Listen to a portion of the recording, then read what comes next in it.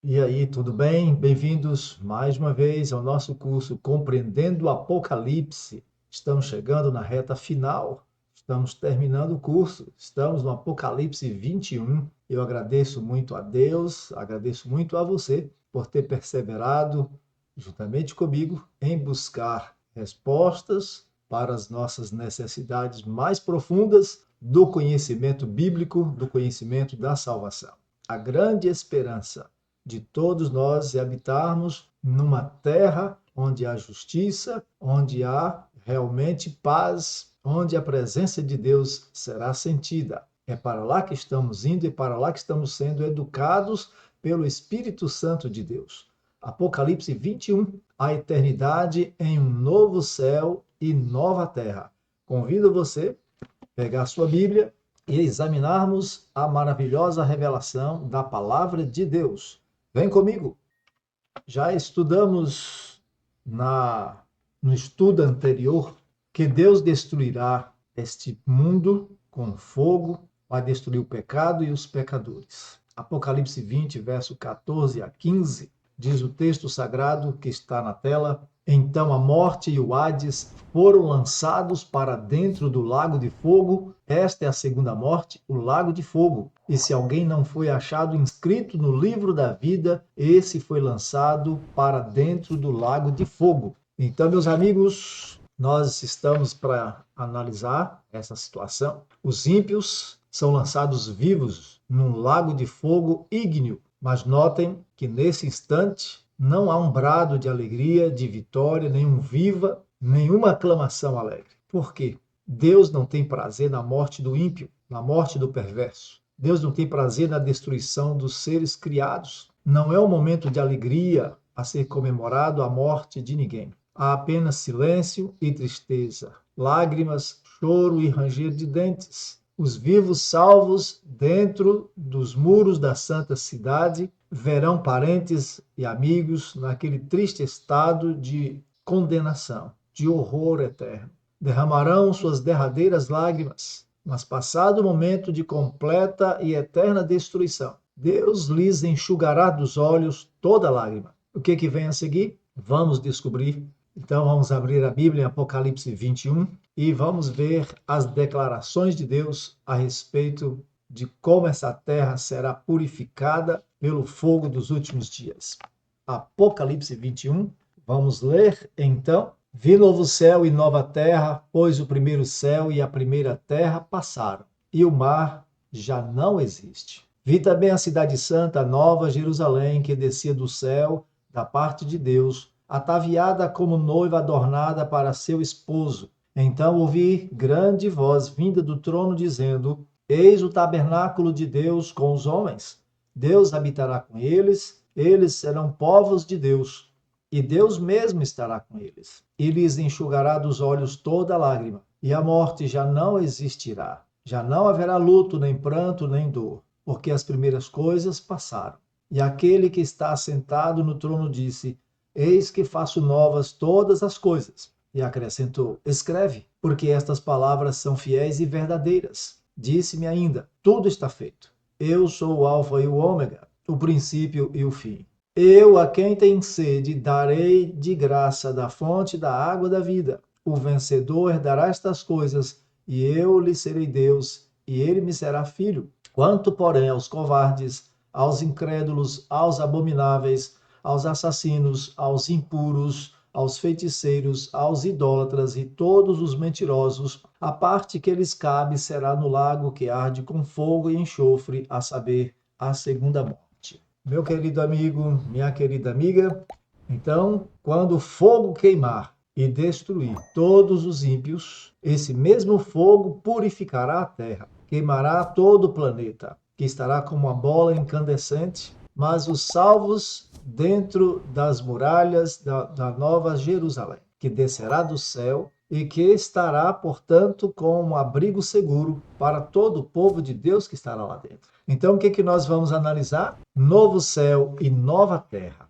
O primeiro céu e a primeira terra passaram. Tudo foi destruído pelo fogo.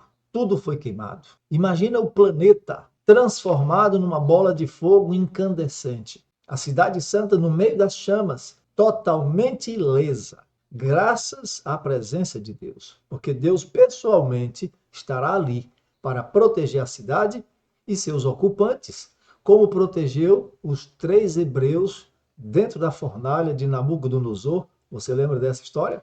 Daniel capítulo 3. Apesar da altíssima temperatura do lado de fora, queimando e destruindo tudo, dentro da cidade santa, a temperatura será amena e agradável, como foi a experiência do povo do antigo Israel em sua jornada pelo deserto escaldante. Mas eram cobertos pela nuvem de glória de dia e uma coluna de fogo à noite. E esse fogo que estará queimando a terra destruirá completamente todos os céus atmosféricos. Vamos ler esse texto? Está em 2 Pedro, capítulo 3, versículos 12 e 13. Diz a palavra do Senhor: esperando e apressando a vinda do dia de Deus, por causa do qual os céus incendiados serão desfeitos e os elementos abrasados se derreterão. Nós, porém, segundo a sua promessa, esperamos novos céus e nova terra, nos quais habita a justiça. Por esta razão, pois, amados, esperando estas coisas, empenhai-vos por serdes achados por ele em paz, sem mácula, irrepreensíveis, e tende por salvação a longanimidade de nosso Senhor, como igualmente o nosso amado irmão Paulo vos escreveu, segundo a sabedoria que lhe foi dada.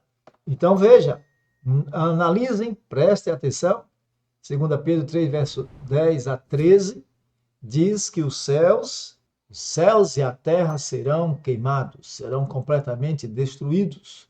Então, o primeiro céu atmosférico, o segundo céu, a região do Sol, das estrelas, o cosmo, tudo aquilo que estiver envolvido com a terra, que está cheio de presença humana e de pecado, satélites artificiais, restos humanos ali em cima, tudo isso será queimado, será destruído. Então, esse universo que nós conhecemos, essa parte da Via Láctea, toda será incendiada para que nada da presença do pecado, nenhuma lembrança, seja encontrada ali.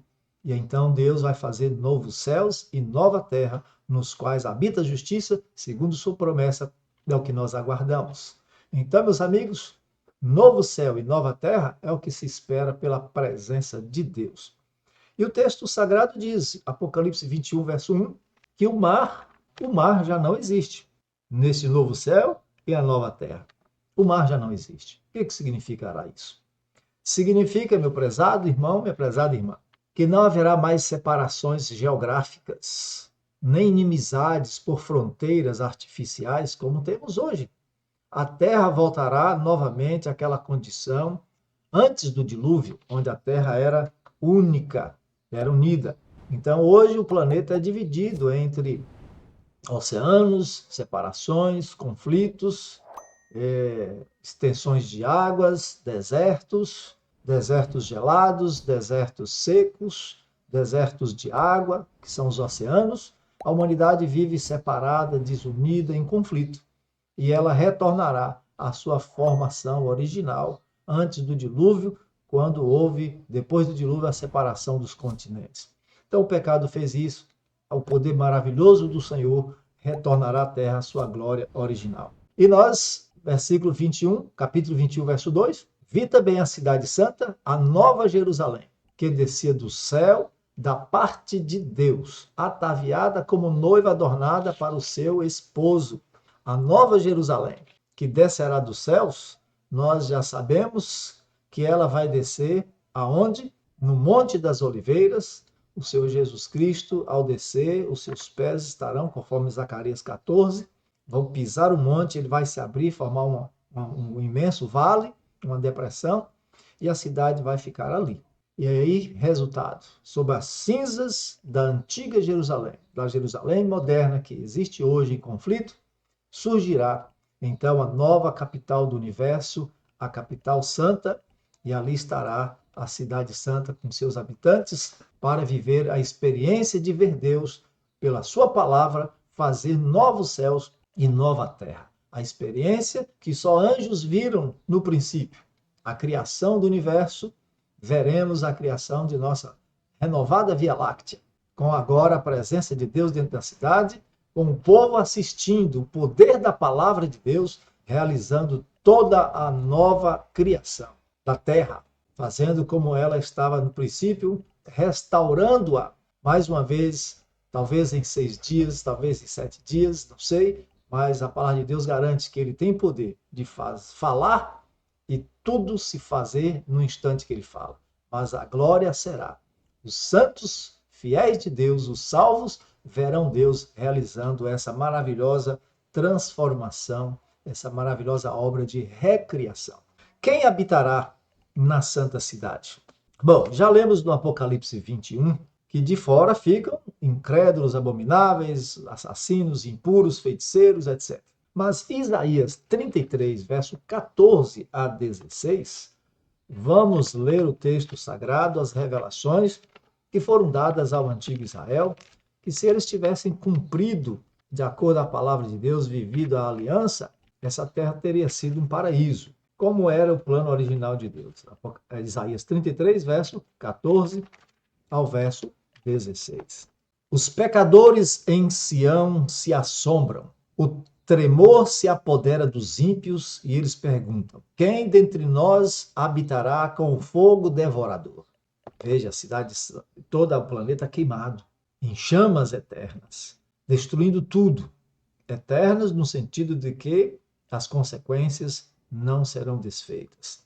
E os ímpios perguntam: quem habitará? A resposta: o que anda em justiça e fala o que é reto, o que despreza o ganho de opressão, o que, com gesto de mãos, recusa aceitar suborno, o que tapa os ouvidos para não ouvir falar de homicídios e fecha os olhos para não ver o mal. Este habitará nas alturas. As fortalezas das rochas serão o seu alto refúgio, e seu pão lhe será dado, as suas águas serão certas. Observe, portanto, meus amados irmãos e amigos, que Deus concederá que quem vai habitar na santa cidade são aqueles que alcançaram pela graça do seu Jesus Cristo um verdadeiro asco, nojo pelo pecado.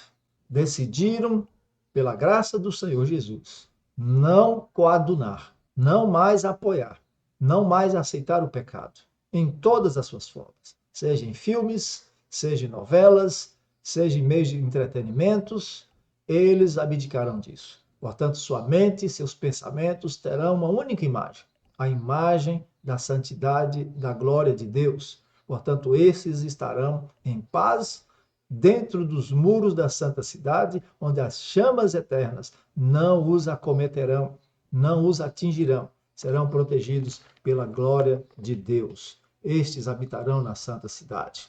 Agora, quem fica de fora? Já lemos, fica de fora. Aqueles que são chamados infiéis, impuros, de fora, Apocalipse 21, versículo 8, os covardes, os incrédulos, abomináveis, assassinos, impuros, feiticeiros, idólatras, mentirosos, todos eles perecerão no lago de fogo e enxofre. No verso 27 também diz o texto sagrado: nela, na cidade santa, nunca jamais penetrará coisa alguma contaminada, nem o que pratica abominação e mentira, mas somente os inscritos no livro da vida do Cordeiro. Apocalipse 22, verso 15, confirma: fora ficam os cães, os feiticeiros, os impuros, os assassinos, os idólatras e todo aquele que ama e pratica a mentira. Portanto, meus amados, quem fica de fora da cidade santa? Os covardes. Quem são eles? São aqueles que não tiveram coragem de assumir a fé ao lado da verdade em tempos de crise, por causa do conforto, as amizades, por causa do emprego, relações familiares. Tudo isso foi mais forte e eles tomaram sua decisão e não aceitaram a verdade de Deus e creram na mentira. São essas pessoas, não tímidas porque não conseguem falar em público, mas porque não tiveram coragem de assumir uma posição ao lado de Jesus. Mateus 10, verso 37, diz assim a palavra do Senhor: quem ama a seu pai ou sua mãe mais do que a mim, não é digno de mim. Quem ama seu filho ou sua filha mais do que a mim, não é digno de mim. E quem não toma a sua cruz e vem após mim, não é digno de mim. Quem acha a sua vida, perdê-la-á. Quem todavia perde a vida por minha causa, achá-la. Então é importante tomar uma decisão corajosa, firme e decidida ao lado do Senhor e da verdade de sua palavra. Lucas 9, verso 26, Deus exige uma tomada de posição urgente e corajosa de cada cristão, de cada pessoa. Lucas 9, 26, porque qualquer que de mim e das minhas palavras se envergonhar, dele se envergonhará o Filho do Homem, quando vier na sua glória e na do Pai e dos santos anjos. Então, quem fica fora da santidade? Os incrédulos. Quem são os incrédulos? Não são apenas ateus, mas pessoas que se recusaram a abdicar de suas crenças falsas, de suas fábulas, recusaram a verdade da palavra de Deus, a Bíblia Sagrada, preferiram crer na mentira. E Deus, portanto, respeitando esse mau uso do livre-arbítrio, os entrega ao sabor da mentira. Hebreus 3, verso 18 e 19, a revelação fala que muitas pessoas deixaram de entrar na Nova Jerusalém, na Canaã terrestre, por causa da incredulidade. Hebreus 3, verso 18 e 19 diz: e contra quem jurou que não entrariam no seu descanso, senão contra os que foram desobedientes? Vemos, pois, que não puderam entrar por causa da incredulidade. A incredulidade, a falta de fé, falta de confiança em Deus e em sua palavra, vai impedir as pessoas de irem para a cidade santa, perderão a salvação. Fica de fora os abomináveis. Quem são eles? São todos aqueles que, segundo a palavra de Deus, praticam coisas que Deus abomina. Por exemplo, Provérbio 28, verso 9 diz: aquele que recusa ouvir a lei, de obedecer à lei de Deus, até sua oração é abominável. Então, aqueles que rejeitam a lei são abomináveis, não entrarão na cidade santa. Quem faz julgamentos injustos, Provérbios 17, 15, o que justifica o perverso e o que condena o justo, abomináveis são para o Senhor, tanto um como o outro. Então, essas pessoas que têm dois pesos, duas medidas, usam da autoridade para livrar o injusto, mas enaltece o ímpio, o bandido, o violento, que enaltece o ladrão, esses ficam de fora. São coisas abomináveis. E acabam condenando os justos. Essas pessoas não passam sob o crivo do julgamento divino e, portanto, não entrarão na cidade santa. A palavra diz ainda que quem come carnes de animais imundos, carnes de animais proibidos pela palavra de Deus, estes também não entrarão na cidade santa. Levítico 11 fala dos animais imundos. Não pode comer porco, não pode comer peixes que são de couro, animais que não têm escama nem barbatana, dos que vivem nas águas, dos que estão na terra, só não podem comer aqueles que não têm unha fendida, dividida em dois.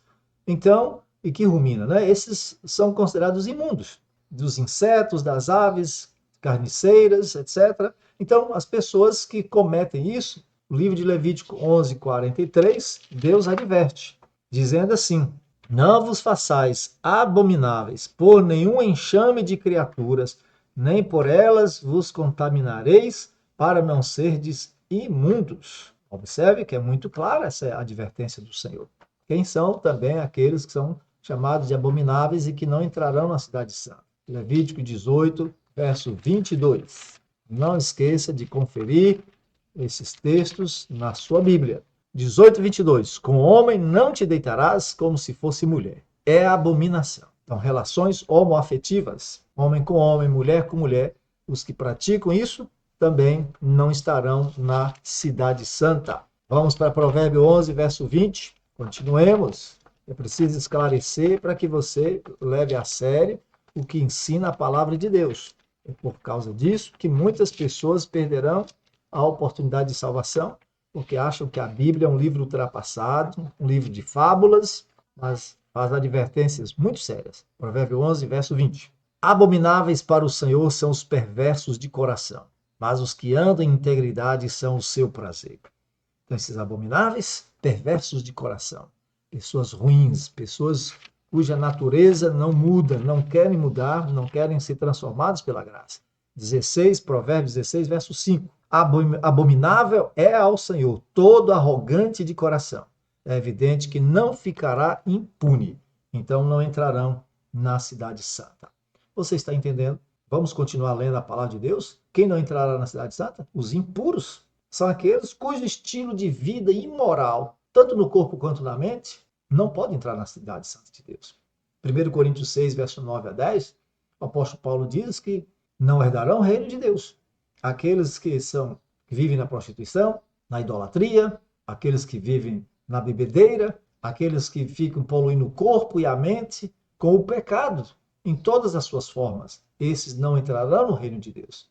Gálatas 5, verso 19 a 21, vai confirmar, e você precisa ler para poder crer com seus próprios olhos. Porque se você não produz o fruto do Espírito, não anda em conformidade com o caráter de Jesus, com o caráter de filhos renovados pela graça de Deus, então você vai estar produzindo o fruto do maligno. E aí Gálatas 5, 19 a 21 diz: ora, as obras da carne são conhecidas, e são prostituição, impureza, lascívia, idolatria, feitiçarias, inimizades, porfias, ciúmes, iras, discórdias, dissensões, facções, invejas, bebedices, glutonarias e coisas semelhantes a estas, a respeito das quais eu vos declaro, como já outrora vos preveni, que não herdarão o reino de Deus os que tais coisas praticam.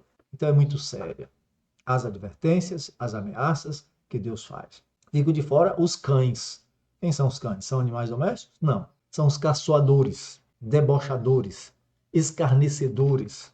São pessoas que agem em bando para debochar, para escarnecer, para oferecer uma liberdade que provém de Satanás. Uma liberdade que é viver contrária à aliança de Deus. Uma liberdade no pecado. Esse tipo de gente ameaçou o Senhor Jesus a vida toda. Salmos 22, verso 16, o Senhor Jesus Cristo mesmo diz na cruz do Calvário que ele esteve rodeado por uma súcia de malfeitores, cães me rodeiam. Olha só o que o texto diz. Cães me cercam, uma súcia de malfeitores me rodeia. Traspassaram-me as mãos e os pés. Então, sempre houve debochadores, sempre houve aqueles que acusavam, aqueles que ladravam contra a verdade da palavra de Deus. E assim há ainda hoje. Vá para a internet e veja quão descaridosos são contra a igreja de Deus que faz as advertências. Procuram qualquer deslize para poder comprovar que eles estão certos, que eles estão deixando a igreja porque ela é uma seita, porque ela está conduzida de tal forma que não lhes agrada. Então estão como cães ladrando, debochando, caçoando, são desviados, impenitentes.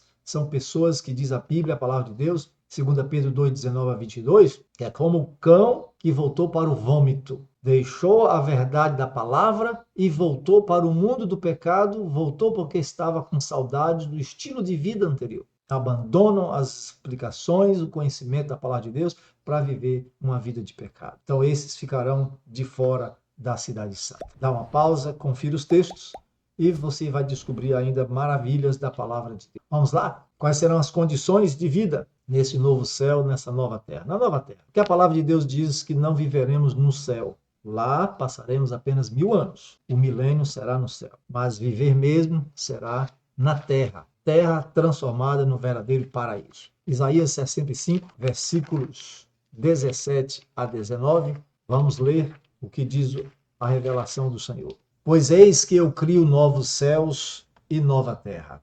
Novos céus e nova terra. E não haverá lembrança das coisas passadas. Jamais haverá memória delas. Mas vós folgareis e exultareis perpetuamente no que eu crio. Porque eis que crio para Jerusalém alegria e para o seu povo regozijo. E exultarei por causa de Jerusalém. E me alegrarei no meu povo.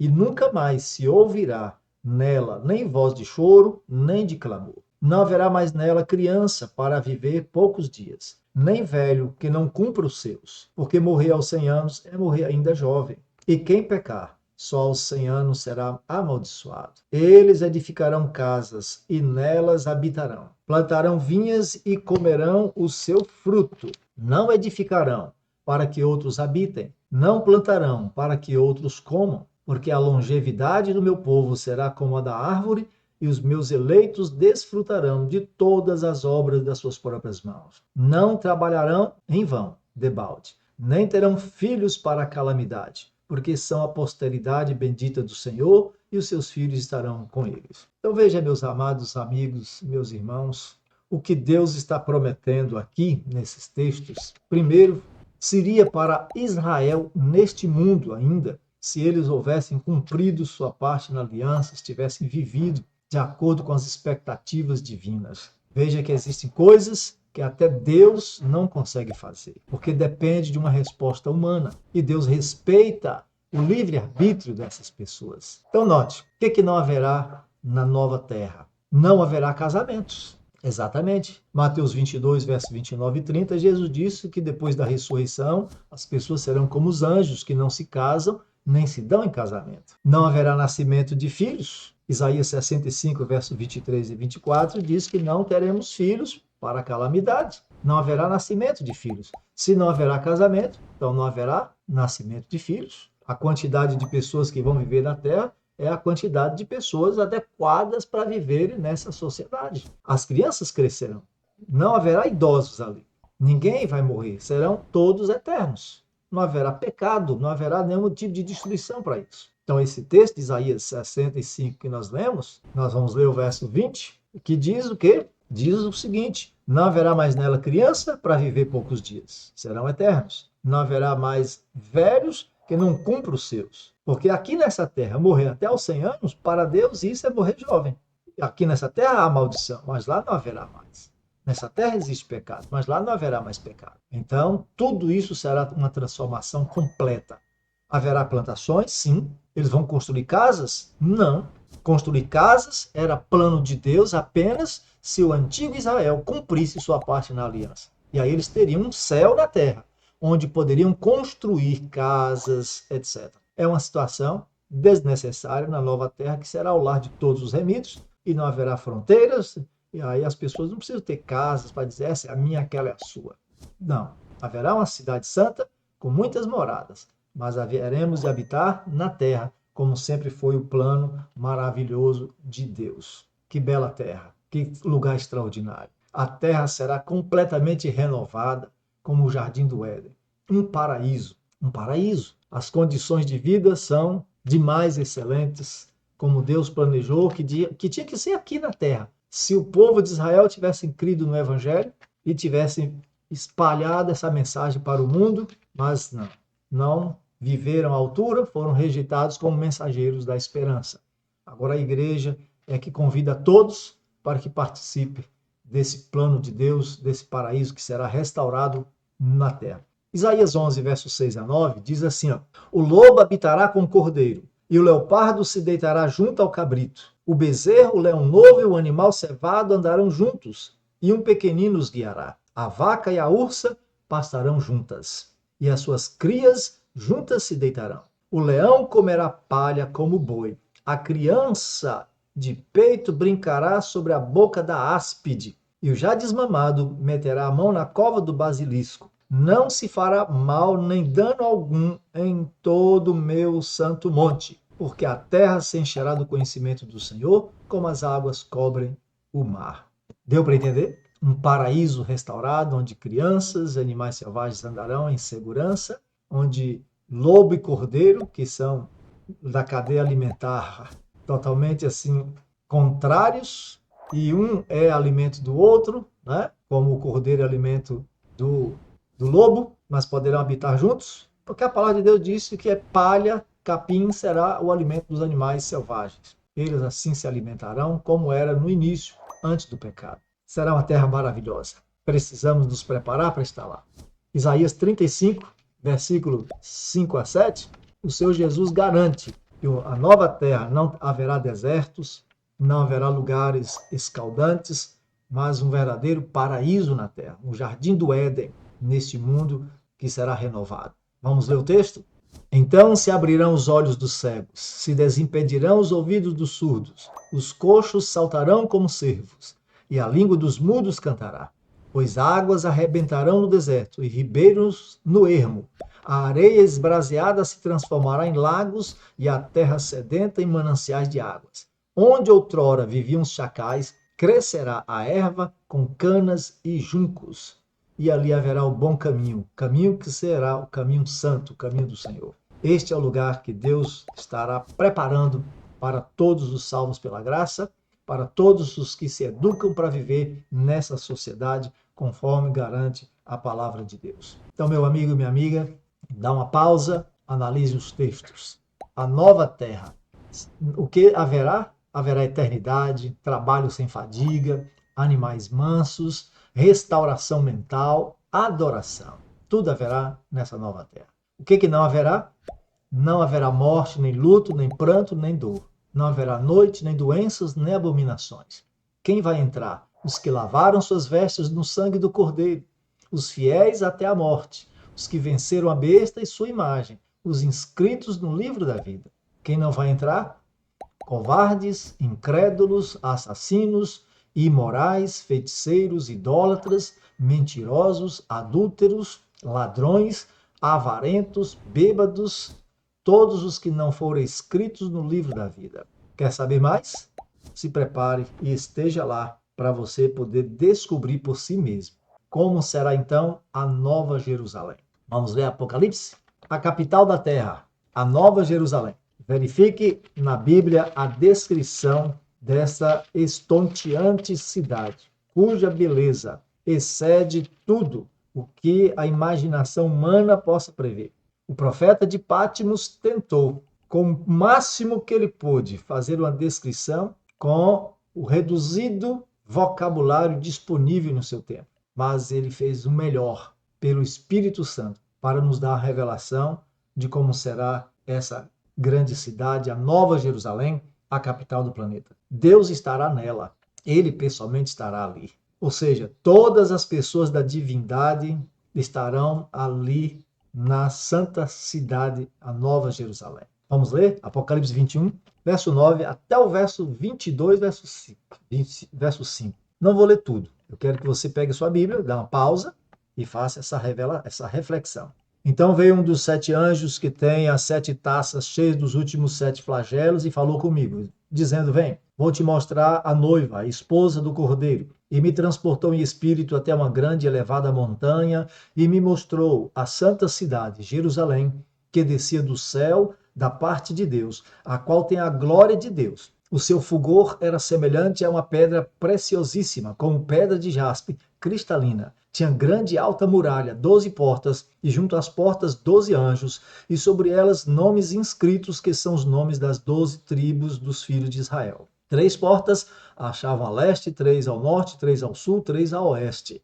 A muralha da cidade tinha 12 fundamentos, e estavam sobre estes os 12 nomes dos 12 apóstolos do Cordeiro. Aquele que falava comigo tinha por medida uma vara de ouro para medir a cidade, as suas portas e a sua muralha. A cidade é quadrangular, de comprimento e largura iguais. Mediu a cidade com a vara até 12.000 estádios. O seu comprimento, largura e altura são iguais. Mediu também a sua muralha 144 côvados, medida de homem, isto é, de anjo. Continue a leitura. Leia todo esse capítulo, versículos de 9 até o capítulo 22, verso 5 de Apocalipse, e você verá extasiado como Deus tem preparado uma cidade maravilhosa. Todos os artistas tentam ilustrar, da melhor forma que a imaginação lhes permite, o fulgor, o brilho, a beleza dessa cidade maravilhosa. Como é que é ela? A cidade é de ouro puro, de muito brilho. Tem grande e alta muralha, tem 12 portas, feitas de pérolas, divididas, 3 portas a leste, 3 ao norte, 3 ao sul, 3 a oeste. Estão abertas para todos, está em todas as direções. E junto às portas, 12 anjos estacionados. Nos umbrais estavam escritos os nomes das 12 tribos de Israel. A muralha tem 12 fundamentos, com os nomes dos 12 apóstolos. O tamanho da cidade era de 12.000 estádios, ou 2.200 quilômetros, formando um cubo perfeito. Ou, como é dito aqui na Bíblia, uma cidade quadrangular, de comprimento, largura e altura iguais. A altura da muralha é de 144 côvados, ou 184 metros de altura. A estrutura da muralha é de jaspe, e os fundamentos, que são 12, são de várias categorias de pedras preciosas, como jaspe, A palavra de Deus vai nos orientando. Calcedônia, safira, esmeralda, sardônico, sárdio, crisólito, berilo, topázio, crisópraso, jacinto e ametista. A cidade tem a praça de ouro. Ela toda é um santuário, a morada de Deus. Apesar de não ter ali nenhum edifício com essa finalidade específica, não tem um templo lá. Ela não precisa de luz do sol ou da lua. Isso não significa que não exista sol e lua, apenas que não são necessários para iluminar a cidade, pois a glória de Deus e de Jesus são suficientes para isso. Há um rio ali, o rio da água viva, que sai do trono de Deus e do Cordeiro e que corre através da árvore da vida, que o tronco dela, começando da raiz, ela é separada no alto, de maneira que fica uma parte numa margem e outra na outra margem do rio. De modo que se alguém aqui acha que vai se encontrar com alguém debaixo da árvore da vida, sugiro que aprenda a nadar, porque debaixo da árvore da vida está o rio da vida que corre por ali. Então veja que estrutura linda e maravilhosa é essa cidade que Deus tem preparado para todos os fiéis. Abraão não fez casa, viveu como um peregrino porque aguardava essa cidade, cujo edificador é Deus. E ela está, portanto, sendo preparada para todos os fiéis, para todos os salvos pela graça do Senhor Jesus. O texto fala da árvore da vida. A árvore da vida diz que esta árvore, ela produz um fruto por mês, de mês a mês. E é por isso que as nações, elas serão reunidas ali de mês em mês, porque deverão comer do fruto da árvore da vida. E ela produz, essas folhas são para a cura das nações. Então são 12 frutos, então durante o ano, 12 frutos, um fruto por mês. E as folhas são para a cura das nações. Será que eles estarão doentes ali? Não. É porque todos nós que seremos salvos, restaurados, seremos ainda da altura, da estatura que somos conhecidos aqui na terra. Por isso, cada pessoa reconhecerá o outro, mesmo estando num corpo glorioso. E a cura que essas folhas vão produzir é restaurar o tamanho original, como era o homem antes do pecado. Adão foi criado várias vezes mais altos do que os homens da terra. Porém, com o pecado, isso desfigurou a imagem que o homem tinha originalmente. E essa árvore, as suas folhas, serão para curar, para renovar, restaurar, da medida da estatura de Cristo. Conforme a fé de cada um, conforme a comunhão de que cada um teve com Cristo, ele crescerá na estatura, até chegar àquele tamanho que Deus deseja que ele tenha. E, portanto, a árvore da vida tem essa função maravilhosa, não só de perpetuar a vida, da saúde, trazer renovação, juventude eterna, mas também para nos restaurar ao tamanho original do homem, conforme Deus criou. Está entendendo isso aqui? Que Deus lhe abençoe. Vamos continuar o texto sagrado. Isaías 66, verso 22 e 23, para responder essa pergunta. Qual será o dia de culto ali na Nova Jerusalém, que estará na terra com Deus, com o Espírito Santo, com o Senhor Jesus Cristo, todos os membros da divindade sendo adorados? E a Bíblia diz, então, que os exércitos do Senhor, todo o seu povo, irá para adorar ao Senhor na beleza da sua santidade. Mas em qual dia? Porque aqui a narrativa do dragão, o vinho falso de Babilônia, ensina para todas as pessoas que o domingo é o dia do Senhor. Se o domingo é o dia do Senhor, como é que a Bíblia diz que o sábado tem que ser guardado? A palavra de Deus diz, lembra-te do dia de sábado para o santificar. É o mandamento de Deus em Êxodo 20, verso 8. E quando você chegar no novo céu, na nova terra, qual será o dia que você vai adorar a Deus? A palavra de Deus diz, eis que faço novos céus e nova terra. Porque como os novos céus e a nova terra que hei de fazer estarão diante de mim, diz o Senhor, assim há de estar a vossa posteridade e o vosso nome. E será que de uma festa da lua nova a outra, e de um sábado a outro, virá toda a carne a adorar perante mim, diz o Senhor. Então, meu amigo, minha amiga, essa narrativa falsa tem dia para acabar. Você terá que tomar uma decisão. O dia do Senhor não é o domingo. Essa é a marca da besta. A marca de Deus é o sábado. A marca do Criador. Então, o que acontece? O dia de culto será o sábado. Agora, como os salvos estarão divididos em 12 tribos, identificadas assim como com o caráter, né, desenvolvido dos filhos de Jacó, o caráter desenvolvido da sua conversão. Então o que acontece? Eles estarão reunidos e divididos em tribos, liderados pelos apóstolos, e vão, cada um no seu turno, adorar a Deus na cidade santa. Então estaremos lá numa maravilhosa escola sabatina. Lá diremos feliz sábado, como dizemos aqui.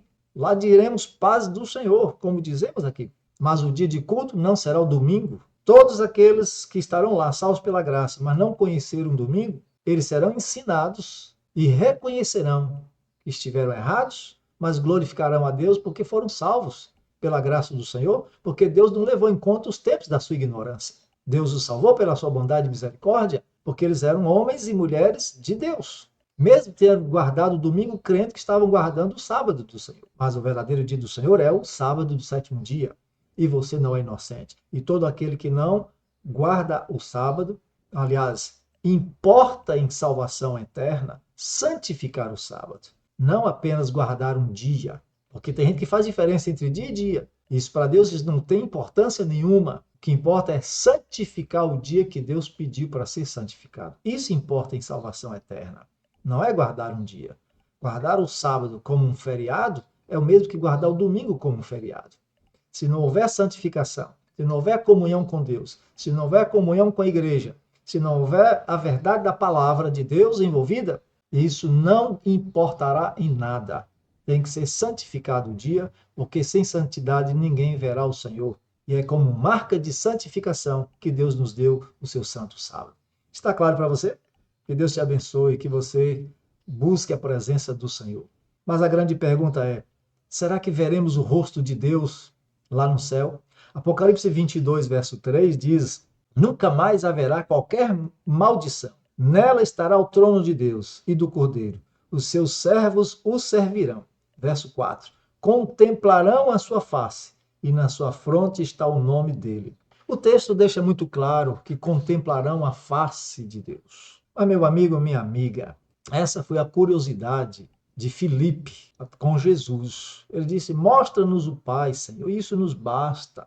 Ele pediu para Cristo. E Cristo ficou assim um pouco magoado, desapontado com essa solicitação. Por quê? Há tanto tempo, Filipe, estou convosco, e vocês ainda não entenderam? Quem me vê, vê o Pai. Quem olha para mim está olhando para o Pai. Como você pede tal coisa? Está registrado em João 14, verso 8 a 11. Então, meu amigo, ninguém jamais viu a Deus. O rosto sublime de Deus, o Pai, ninguém jamais viu.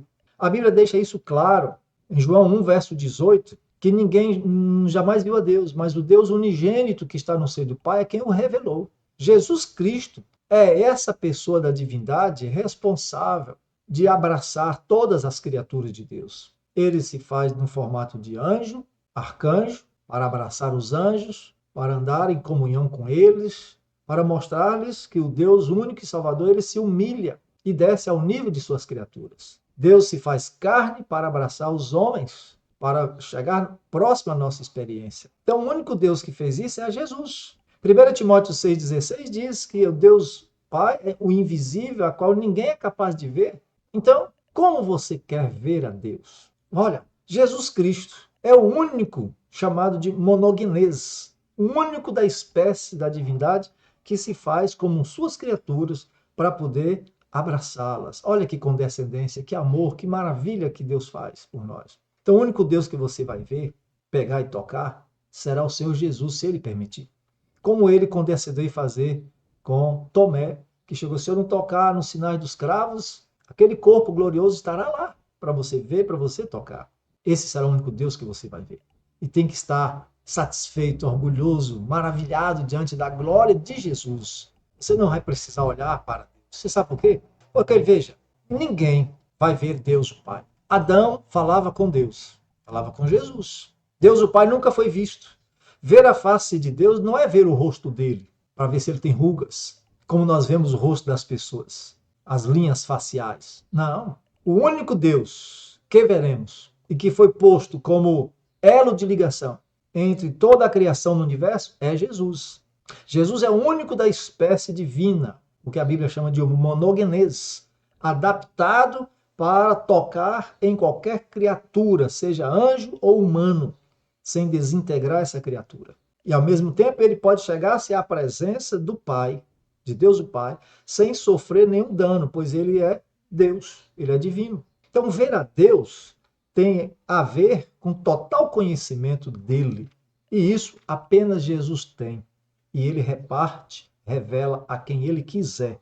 Mateus 11, 27, ele deixou isso claro. Ninguém conhece o Pai senão o Filho, porque vê a sua forma. E ninguém conhece o Filho senão o Pai. E o Filho revela a quem ele quiser. Mas e esses textos que afirmam que Deus foi visto, ou que verão a Deus, como lemos em Apocalipse 22, 4. Êxodo 24, verso 10, diz que eles viram o Deus de Israel, sob cujos pés havia uma pavimentação. Viram o Deus de Israel. Quem foi visto? Jesus, pré-encarnado, teofanias de Cristo, ou cristofania.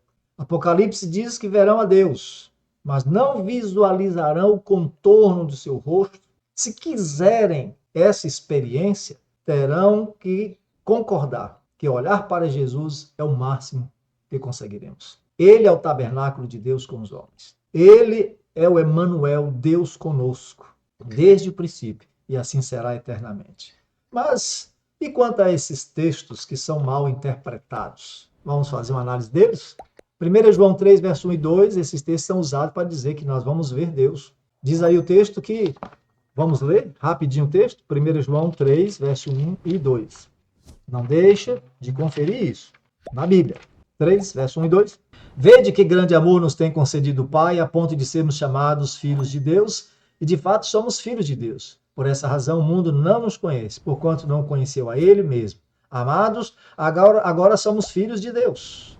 E ainda não se manifestou o que havemos de ser. Sabemos que quando Ele se manifestar, seremos semelhantes a Ele, porque haveremos de vê-lo como Ele é. O que esse texto está falando? Veremos como Ele é. A quem se refere o texto? Se refere a Jesus. Basta ver a sequência de ele, nele, que está nos versos 3 e 5, que está falando de Cristo. Apocalipse 20, verso 3 e 4, fala que vamos ver a face de Deus. Isso não é olhar para o rosto dele. Moisés falava com Deus face a face, em Êxodo 33, 11. E sabemos que ele falava com Jesus. Porque ver a face significa ter perfeita comunhão, intimidade, diálogo franco e aberto com Deus. E era isso que ele fazia com Moisés. Então, em Êxodo 33, verso 11, você precisa ler o texto. Se você está meio que preguiçoso, vou ler aqui para você, rapidinho. 33, verso 11. Falava o Senhor a Moisés face a face, como qualquer fala a seu amigo. Então voltava Moisés para o arraial, porém o moço Josué, seu servidor, filho de Nun, não se apartava da tenda. Então Moisés falava com Deus face a face.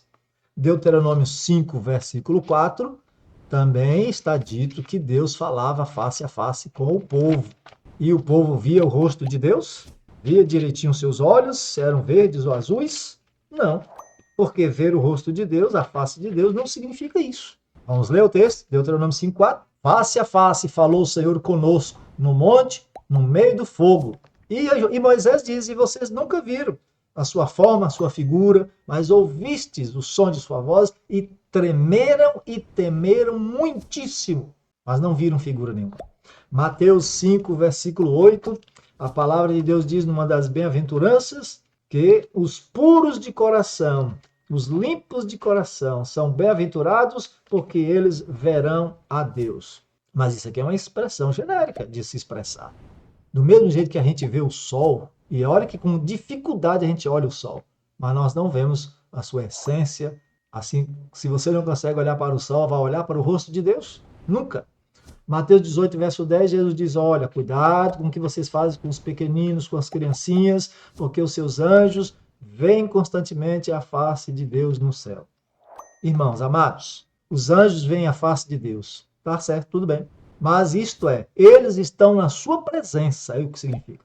Sabemos que para chegar à presença física de Deus, há uma série de barreiras para chegar perto. Por exemplo, tem milhares de anjos, milhões de milhões, tem 4 seres viventes, tem querubins, tem serafins, e até mesmo quem está ali tão próximo de Deus só está ali por misericórdia divina, pois não pode olhar para o brilho da glória sobreexcelente. Diz que os anjos cobrem o rosto, os pés, naquela presença augusta, maravilhosa. Então não se espere que você verá o rosto de Deus, a face de Deus. Você vai ver o quê? Jesus. Então, meu amigo, mas eu quero chamar a sua atenção para uma coisa muito importante. Sabe o que é? Nós não podemos ser dogmáticos. Bater o martelo e dizer ninguém vai ver o rosto de Deus, a face de Deus. Sabe por quê? Porque alguém um dia tentou impedir um cego de ver a Jesus, ver entre aspas. Ele clamava: tenha misericórdia de mim, Jesus, filho de Davi, e o povo estava impedindo. Então Jesus quebrou todo o protocolo, parou e pegou todo mundo de surpresa e mandou chamar o cego. E o cego chegou lá, viu a Cristo, o rosto de Cristo, por um milagre que Jesus fez. Então o conselho, meu irmão, é que você esteja lá. Porque há surpresas que os olhos não viram, que os ouvidos não ouviram. São as coisas que Deus tem preparado para aqueles que estão com essa esperança no coração, certo? Então esteja lá para descobrir e desfrutar. Consagre-se, se prepare para ver o Rei em sua formosura, porque sem santificação ninguém verá o Senhor. Veremos Jesus, isso nos basta. Ver aquele rosto lindo e maravilhoso, ver a expressão de glória, de alegria e satisfação, porque ele se alegrará no seu povo. Você deseja viver nessa boa terra, onde habita a justiça. A palavra de Deus diz que todos quantos têm essa esperança se purificam a si mesmo, como ele é puro. Isaías 26, verso 1 e 2, diz o texto sagrado lá, vou ler para você, que haverá uma nação que vai entrar ali, uma nação que guarda a verdade, uma nação que guarda a lei de Deus. Diz o texto: naquele dia se entoará este cântico na terra de Judá.